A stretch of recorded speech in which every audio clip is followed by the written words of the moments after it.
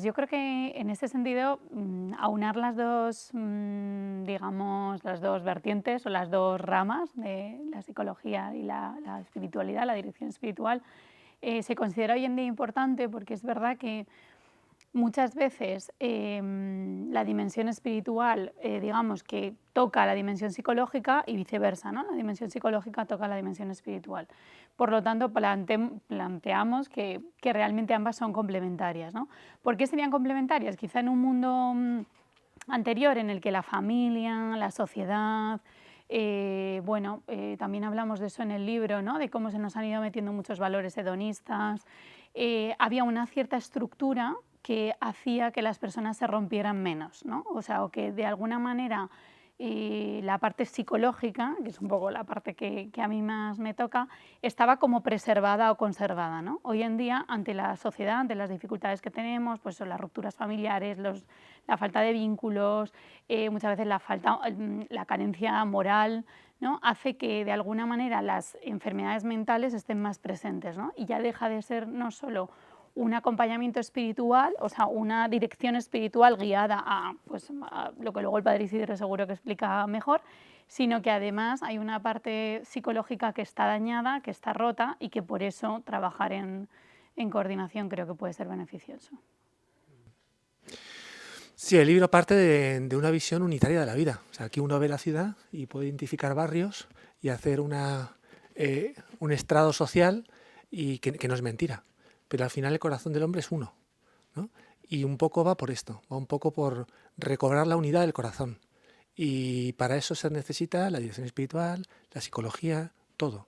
¿Por qué? Porque, porque hay mucho daño, hay mucho mal, hay mucha necesidad, la gente está en muchos estados distintos y el libro propone esta visión unitaria de la vida y en el sentido, en un mundo con complicación, con todo muy mezclado, porque hablabas antes de un auge espiritual de la gente joven, que es verdad, pero que necesita un padre, una madre, una madurez, un adulto, ¿no? Y para que puedan crecer y ser fecundos. Y tanto la psicología como la acción espiritual va para esto, para la fecundidad y para la vida. Pues cuando uno identifica una inconsistencia, una debilidad o afectiva o familiar, de la cual no puede gestionar él, pues evidentemente recurrir a un psicólogo, que en este caso que tenga esta visión que estamos hablando, una visión unitaria de la vida, católica de la vida, de creación, de unidad trinitaria, ¿no? de unidad familiar dentro del corazón. Y se deriva ahí. Una vez que se identifica, que identifico en mi corta inteligencia, que ahí necesita una ayuda, ¿no? Que no sabe gestionar él. Y entonces ahí sí que es verdad que hay que trabajar conjuntamente. En el libro se desarrolla este tema. Sí, ahí la pega o la dificultad también es que las corrientes psicológicas más actuales pues también están bañadas, digamos, de estas corrientes anticristianas, ¿no? O anticatólicas. Entonces, esa es la pega o la dificultad a veces también de encontrar un psicólogo que vaya en esa línea, ¿no? O sea, que conciba el ser como unitario y de alguna manera que entienda que tampoco podemos desvincular nuestra fe de nuestra psique, ¿no? De nuestro físico, de todo lo nuestro, ¿no? Entonces, en ese sentido, psicólogos que recomienden hablar con sacerdotes, pues yo creo que si por parte del paciente hay esa inquietud, creo que siempre tenemos que acompañarla. Incluso a lo mejor nosotros podemos ser, bueno, providencialmente podemos ser un vínculo para esa persona y llevarle a un sacerdote o acercarle a la fe. Pero es verdad que, claro, a lo mejor no es digamos, no es algo tan habitual. Yo creo que sí que es verdad que en el mundo de los psicólogos católicos o las personas que entendemos también esta visión de la vida, nos es más sencillo, de modo natural, en la propia terapia hablar de ello, porque probablemente el paciente te diga, pues yo con mi director espiritual he tratado este tema, o mira, vengo derivada de este sacerdote de esta parroquia que acompaña matrimonios y nos ha dicho que, oye, que vengamos a hablar contigo. Entonces yo creo que al final es integrarlo también de un modo bastante natural, tampoco es algo complejo. Claro, pues a ver, yo creo que hay diferentes, en el libro de hecho damos muchos ejemplos, o sea, de situaciones prácticas, de casos, por ejemplo, pues viene una persona, por ejemplo, con un tema vocacional, O sea, quizá yo le puedo ayudar en la parte más psicológica de toma de decisiones, de, por ejemplo, miedos que pueda tener, de dificultades afectivas, dificultades relacionales, que también es algo que en la terapia se aborda mucho, y sin embargo con el sacerdote, ¿no? O sea, con su director espiritual abordará la cuestión vocacional más pura, ¿no? Es decir, Dios me llama a esto. Entonces, ponemos en el libro algunos ejemplos, padre, ¿verdad?, de situaciones, no sé si se le Sí, ocurre alguna sí. para diferenciar. Pues más que situaciones, es verdad que la dirección espiritual no solamente, o por lo menos también intentamos decirlo, no solamente la especialidad de tu vida espiritual entendida como tu vida delante del sagrario, o tu vida ante los sacramentos, sino tu vida toda, tu vida familiar, tu vida de amistad, tu vida de vínculos, todo. La vida espiritual es toda la vida. En ese sentido, no hay división.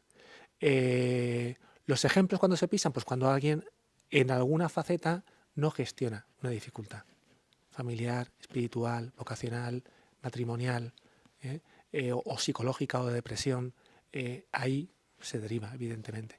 Pero la dirección espiritual abarca la vida entera, ¿no? ¿Cuándo se deriva? Pues cuando se detecta pues esto, algo que uno no puede gestionar solo, que hay una tara que requiere una ayuda psicológica especializada. Claro, quizá el psicólogo en eso, claro, el director espiritual yo creo que en ese sentido es mucho más completo que el psicólogo, vamos a decirlo así, ¿no? ¿Por qué? Porque el psicólogo sí que es verdad que está más limitado en esa frontera en la que la persona quizá, por ejemplo, pues yo he tenido quizá algún paciente con alguna cuestión espiritual que se te puede escapar de tu ámbito psicológico porque no eres sacerdote, ¿no? No acompañas a las almas.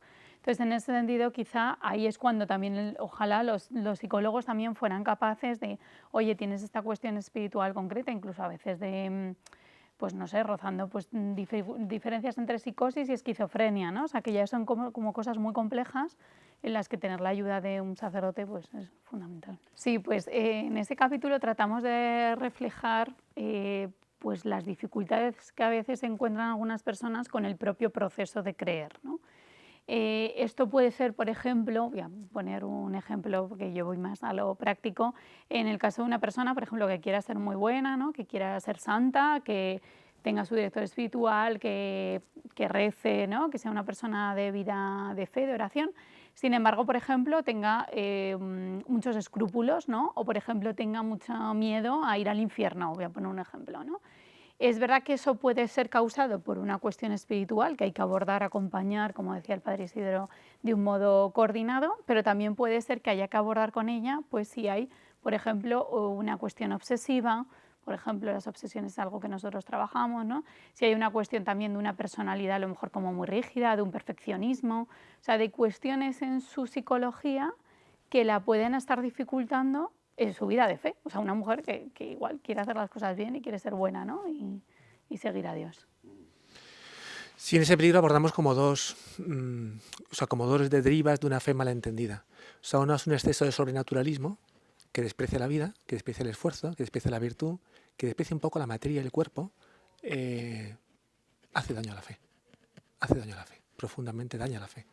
Como la antípoda, que es un exceso de racionalización, ¿no? De tirar de verdades dogmáticas en la que uno se refugia y puede parecer que es adulto en la fe porque tiene una posesión certera de verdades subjetivas, ¿no?